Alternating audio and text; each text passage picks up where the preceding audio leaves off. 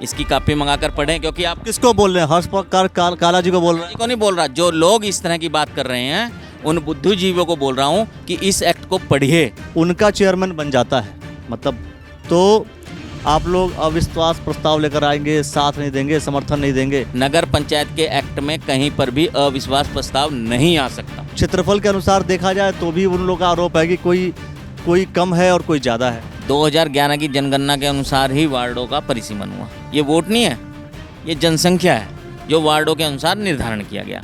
अब जनगणना अगर 2011 के हिसाब से हुई है तो क्या वोट जनगणना उसी 2011 के अनुसार होगा? वोट 2011 के अनुसार, वोट तो वर्तमान की जगह से होगा। क्या अभी वर्तमान स्थिति के आधार पर परिसीमन नहीं हो सकता था? इनकी बातें नहीं सुनी जा सकती थी? आप रुड़की का ही निकाल लीजिए, दूर छोड़ दीजिए। आप मेरे पड़ोस के वार्ड हैं यहाँ पे 11, 10, 11, 12 और 13 नगर निगम के। उन बुद्धिजीवी लोगों को बोलिए कि पहले आप इन्हीं का ही, तो फिर इन लोगों के साथ भी अन्याय हो रखा है, इनको भी आप उसी धरने में बिठाइए। ढंढेरा नगर पंचायत के परिसीमन को लेकर के बहुत सारे सवाल खड़े हुए। हमने आपको रिपोर्ट दिखाई थी और उसमें ये कहा गया था कि हम इस परिसीमन को चाहते हैं कि दोबारा हो जाए, क्योंकि यह पक्षपात पूर्ण परिसीमन है। और कहीं न कहीं ढंढेरा जो दूसरी तरफ है, उन लोग का जो कहना था कि ढंढेरा जो है वहाँ के लोग अपना प्रॉफिट चाहते हैं और अपने प्रॉफिट के चक्कर में सारा ये परिसीमन कराया गया है। तो आज रवि राणा जी हमारे साथ हैं, भाई भाजपा के नेता हैं। तो अब सवाल आपसे यही है कि चुनाव की दावेदारी आपकी भी है, तो सवाल यही है कि क्यों ये पक्षपातपूर्ण सारा परिसीमन हुआ है?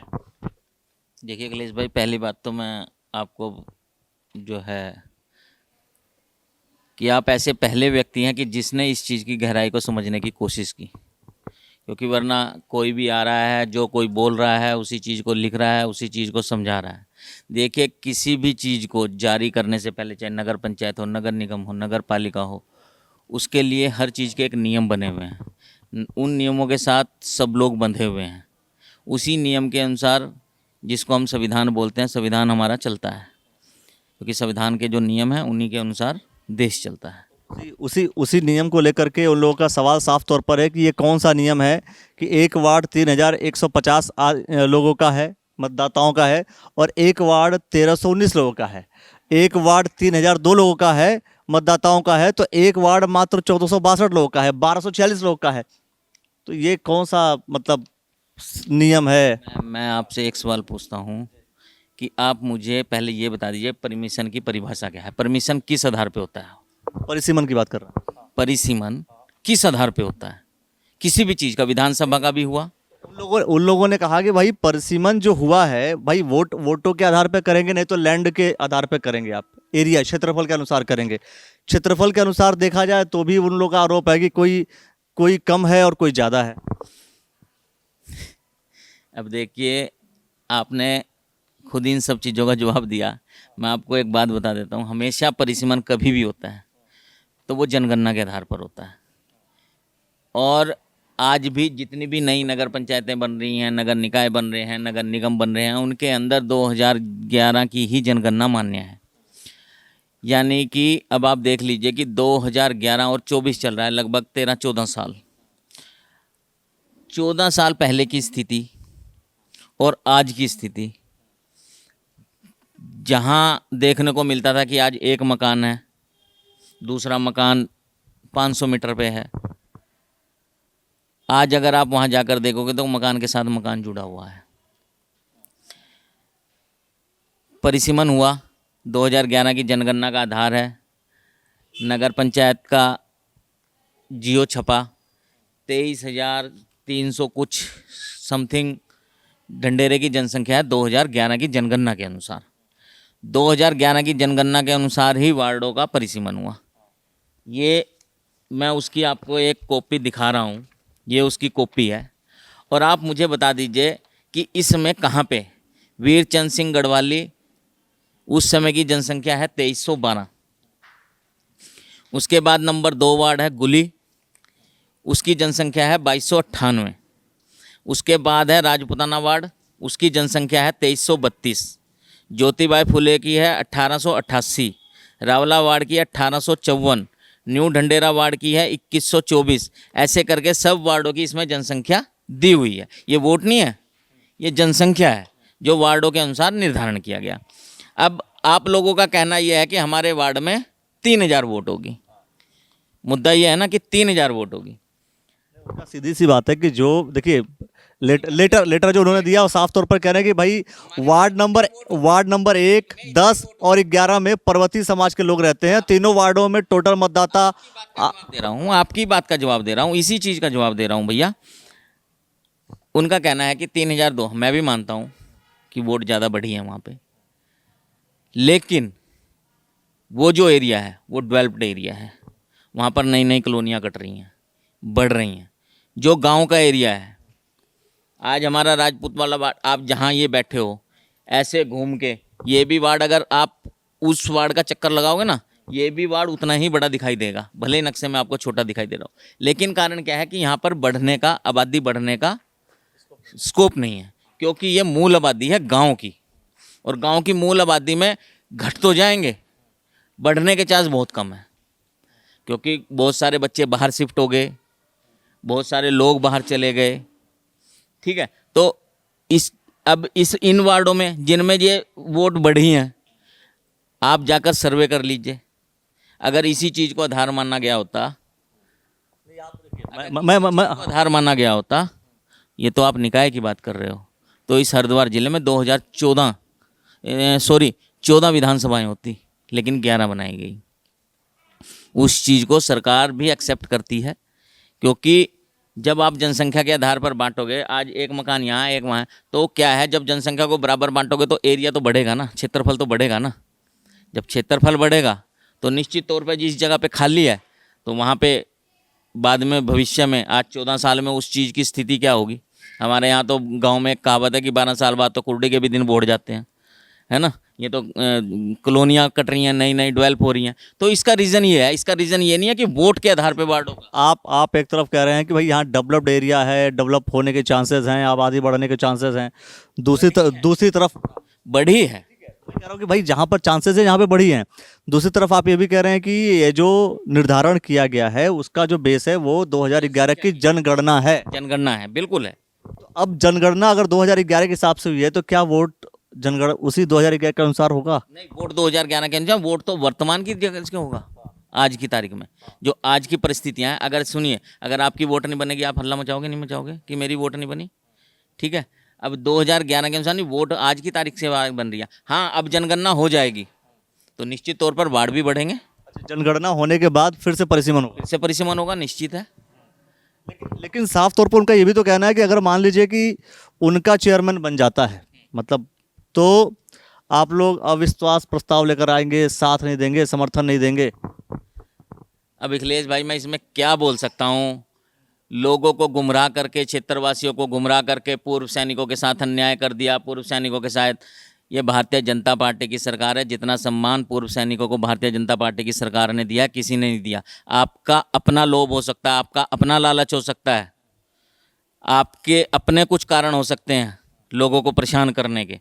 ठीक है, भारतीय जनता पार्टी कभी इस कार्य को नहीं करेगी कि किसी को भी, अपने जो सैनिक है, सैनिक हमारे लिए सम्मानित है, उसके लिए हमेशा भारतीय जनता पार्टी ने सम्मान देने का ही काम किया है। ये लोग जानबूझकर, क्योंकि उनको ये यहाँ पे एक्ट रखा हुआ है, नगर पालिका एक्ट है, उन लोगों को बोलना चाहता हूँ कि इसकी कॉपी मंगाकर पढ़ें, इसकी कॉपी मंगाकर पढ़ें। क्योंकि आप किसको बोल रहे हैं? हर्ष काला जी को बोल रहे हैं? को नहीं बोल रहा, जो लोग इस तरह की बात कर रहे हैं उन बुद्धिजीवियों को बोल रहा हूँ कि इस एक्ट को पढ़िए। इस एक्ट को जब आप पढ़ लोगे, अगर आपके मन में कोई संशय होगी तो शहरी विकास विभाग के किसी भी आदमी से बात करिए। मेरा ये कहना है कि अगर मान लीजिए कि भाई अभी आप परिसीमन कर रहे हैं, और आपको पता है कि यहाँ पर आबादी कितनी है, यहाँ पर पता है आपको कि यहाँ पर वोटर्स कितने हैं, तो क्या अभी वर्तमान स्थिति के आधार पर परिसीमन नहीं हो सकता था? इनकी बातें नहीं सुनी जा सकती थी? 3000 एक इंसान 3000 वोट देगा, 3000 लोगों का पार्षद बनेगा। सेंसस हम निर्धारण नहीं करते, ये केंद्र सरकार का नियम है। तो अधिकारियों को नहीं करना चाहिए काम? ये बताइए। नहीं होता, इसके आधार पे नहीं। 2000 अभी कहीं पर भी आप किसी भी सरकारी विभाग में कोई भी डाटा उठाइएगा, वो 2011 की जनगणना के अनुसार ही होगा। क्योंकि अभी नई जनगणना नहीं, जिस दिन नई जनगणना जारी हो जाएगी उसी दिन ये सारी चीज़ें चेंज हो जाएंगी, यहाँ नहीं पूरे उसमें चेंज हो जाएंगी। और रही आप वोट का आधार मानने की बात, आप पूरे उत्तराखंड के अंदर इनके लिए आपको लगता है कि बेहतर अंदर आप सभी नगर पंचायतों का, नगर निगमों का डाटा निकाल लीजिए। कोई वार्ड 1395 का है, आप रुड़की का ही निकाल लीजिए, दूर छोड़ दीजिए। आप मेरे पड़ोस के वार्ड हैं यहाँ पे 11, 10, 11, 12 और 13 नगर निगम के। उन बुद्धिजीवी लोगों को बोलिए कि पहले आप इन्हीं का ही, तो फिर इन लोगों के साथ भी अन्याय हो रखा है, इनको भी आप उसी धरने में बिठाइए।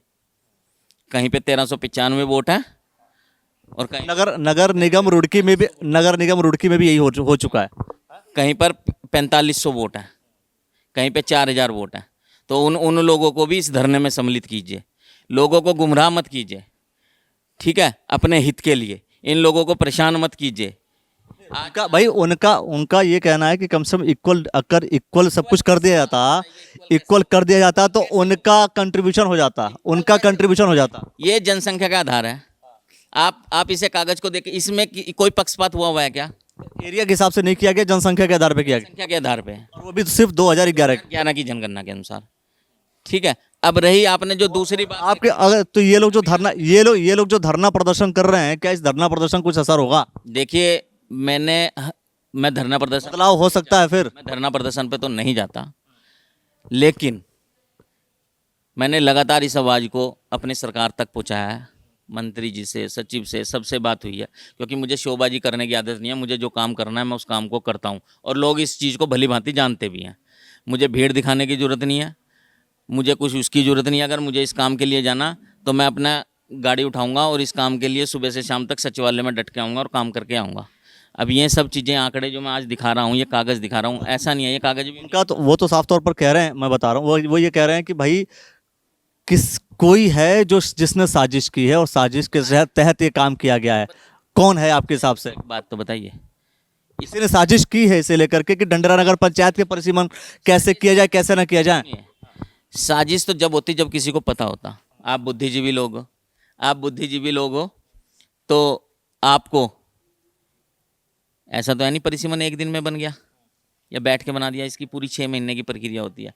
इसका प्रकाशन भी होता है, नगर पंचायत में भी होता है, इसका क्या नाम जो है आपका डीएम साहब के भी होता है, शहरी सचिव के यहाँ पर भी होता है, अखबार में भी छपता है ना।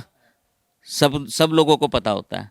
आपत्तियों का भी समय दिया जाता है। आपत्तियाँ भी लगी हैं, मैंने लगाई हैं, उसके भी डॉक्यूमेंट्स मेरे पास हैं, घर पे रखे हुए, मैं दिखा दूंगा। मैंने आपत्तियाँ भी लगाई हैं, लेकिन उसमें वोट नहीं आती। वोट आएगी जिस समय वोटर लिस्ट बनेगी, उसके बाद में पता चलता है कि इस वार्ड में इतनी वोट आ गई, इस वार्ड में। अब आपने एक बात रखी थी कि वो उन लोगों का कहना है कि हमारे 3 होंगे और गांव वालों के 8 होंगे, तो ये अविश्वास बताओ। अरे भैया, कौन से स्कूल, कौन से कॉलेज में आप पढ़े हो?